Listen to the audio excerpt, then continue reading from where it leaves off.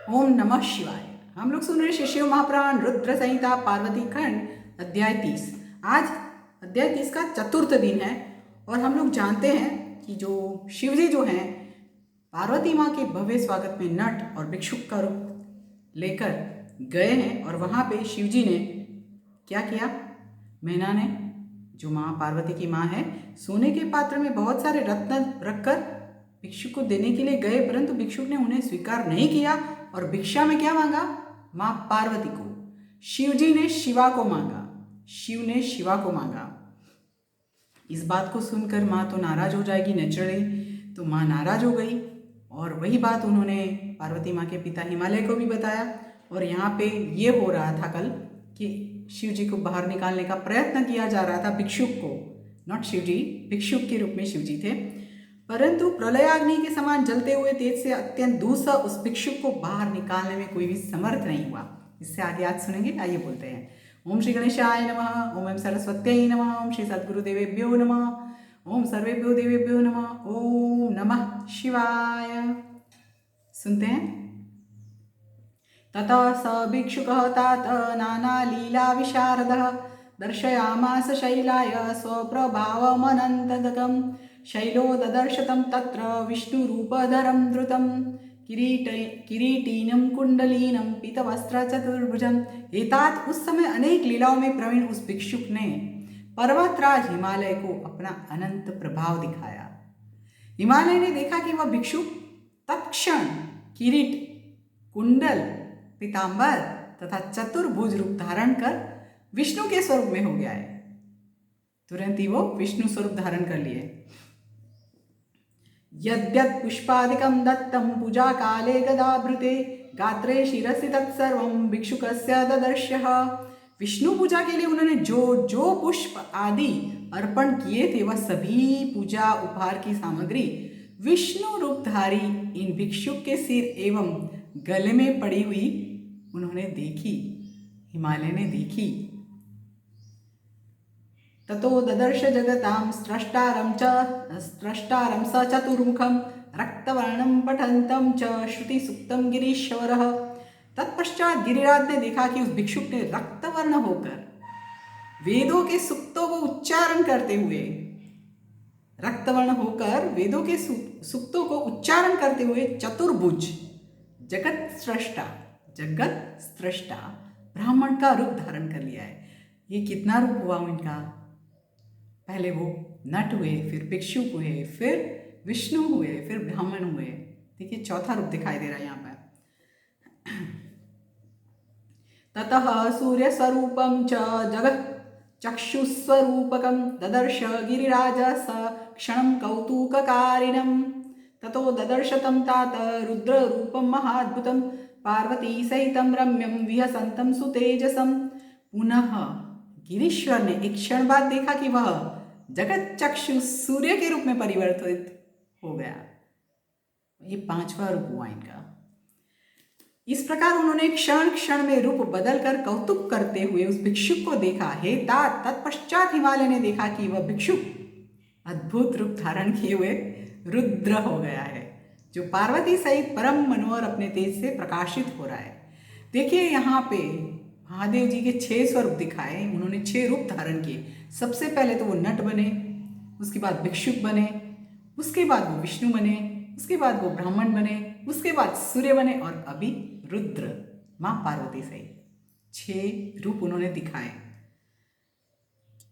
ततः तेजस्वरूपं च निराकारं निरंजनं निरूपाधिं निरीहं च महाअद्भुतमरूपकम् एवं बहूनि रूपाणि तस्य तत्र ददर्श सः सुविस्मितो बभूवाशु परमानंद संयुक्तः। तदनंतर उन्होंने निराकार, निरंजन, निरुपाधि, निरीह, निराकार, निरंजन, निरुपाधि, निरीह परम अद्भुत तेज स्वरूप में परिवर्तित होते हुए उस भिक्षुक को देखा। इस प्रकार जब हिमालय ने उस भिक्षुक के अनेक विस्मयकारक रूप देखे, तब वे आनंद युक्त होकर आश्चर्य में पड़ गए। आश्चर्यकारक बात ही है, एक ही मनुष्य, जो कि उस समय के लिए, हिमालय के लिए वो मनुष्य ही थे ना, एक ही मनुष्य अलग अलग अलग रूप धारण करके और अलग अलग कपड़े, अलग अलग वस्त्रालंकार के साथ दिखते हैं तो आश्चर्य की बात तो है, और नेचुरली माँ पार्वती के पिता हैं वो आश्चर्य में पड़ गए।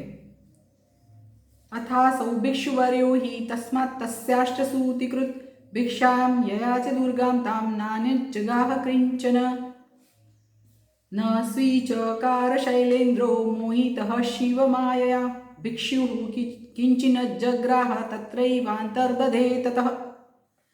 उसके बाद पुनः भिक्षुक रूपधारी उन सृष्टिकर्ता शिवजी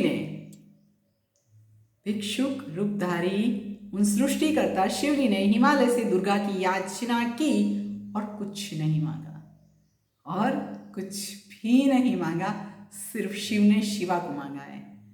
किंतु शिव माया से मोहित होने के कारण हिमालय ने उसे स्वीकार नहीं किया। भिक्षुक ने भी और कुछ ग्रहण नहीं किया और वहीं अंतर्ध्यान हो गए, क्योंकि हिमालय को कुछ भी समझ नहीं आया। ये भिक्षुक थे? नहीं। ये ब्राह्मण थे? नहीं। ये सूर्य स्वरूप थे? नहीं। ये निराकार थे? नहीं। ये शिव थे? नहीं। ये रुद्र थे? नहीं। ये कौन थे? और उसी वजह से उन्होंने भिक्षुक की बात स्वीकार नहीं की है, और वहाँ पे शिव ने सिर्फ शिवा को मांगा है और कुछ मांगा ही नहीं है, क्योंकि भिक्षुक तो कुछ भी मांग सकता है। उस समय में तो ऐसा ही था कि भिक्षुक जो मांगे वो देना पड़ता है, और ये भिक्षुक के रूप में थे, इसीलिए हिमालय जो है थोड़ा सा सोच में पड़ गए। उसके बाद उन्होंने इतने सारे रूप दिखाए, फिर और ज़्यादा सोच में पड़ गए, और वहाँ पे आश्चर्य से सब कुछ देखने लगे, समझने लगे। उतना टाइम ही नहीं बचा और शिव जी ने शिवा को मांग लिया, और हिमालय ने मना कर दिया। और भिक्षुक ने क्या किया? भिक्षुक के रूप में जो शिव जी थे उन्होंने और कुछ लिया ही नहीं और अंतर्ध्यान हो गए। तदा बभूव सुज्ञानं मेन शैलेशयोरिति आवां शिवो वंचयित्वा स्वस्थानं गतवान् प्रभु। तब मैना और शैलराज को ज्ञान हुआ कि प्रभु शंकर जी हम दोनों को वंचित कर अपने स्थान को चले गए। तयोर्विचिन्त्य तत्रैवं शिवे भक्तिरभूत्परा महामोक्षकरी दिव्या सर्वानंद प्रदायिनी। इस बात का विचार करके उन दोनों को दिव्य, सर्वानंद प्रदायिनी तथा परम मोक्ष देने वाली पराभक्ति शिव जी में उत्पन्न हो गई। इनके अंदर शिव जी के लिए पराभक्ति उत्पन्न हो गई, परंतु समझ थोड़ा लेट से आया। हम लोग के साथ भी ऐसा ही होता है। बहुत कुछ होता है, बहुत कुछ अच्छा होता है, बहुत कुछ ऐसा भी होता है जिसमें हमको कुछ कुछ हिंट्स मिलती रहती है कि ये हो रहा है, but we don't accept, just we think what is going on, right. और वहाँ पे हम जो रुकते हैं, हम सोचते हैं, समझते हैं, तब तक तो समय निकल जाता है। सो जो समय आपके हाथ में है उसको पकड़ो और समय को पकड़कर चलो। समय कहीं रुकता नहीं है। हो सकता है कि हमको भी कहीं ना कहीं किसी ना किसी रूप में भगवान मिले, शिव जी मिले। चलिए प्रयत्न करें तो जरूर मिलेंगे। यहाँ पे अध्याय 30 परिपूर्ण हो रहा है। इति श्री शिव महापुराणे द्वितीयायां रुद्र संहितायां तृतीये पार्वती खंडे पार्वती प्रत्यागमन महोत्सव वर्णनम नाम 30 अध्याय। इस प्रकार से शिव महापुराण के अंतर्गत द्वितीय रुद्र संहिता के तृतीय पार्वती खंड में पार्वती प्रत्यागमन महोत्सव वर्णन नामक 30वां अध्याय पूर्ण हुआ। कल से 31वां अध्याय, और यहाँ पर शिव जी फिर से हिमालय के वहाँ जाएंगे। किस वेश में जाएंगे वो कल देखेंगे।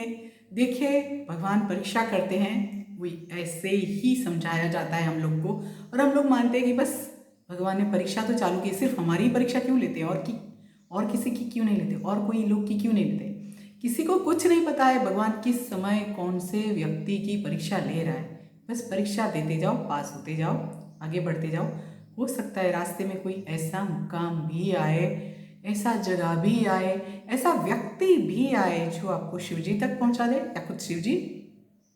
चलिए मेरे साथ बोलिए, ओम नमः शिवाय, ओम नमः शिवाय, ओम नमः शिवाय।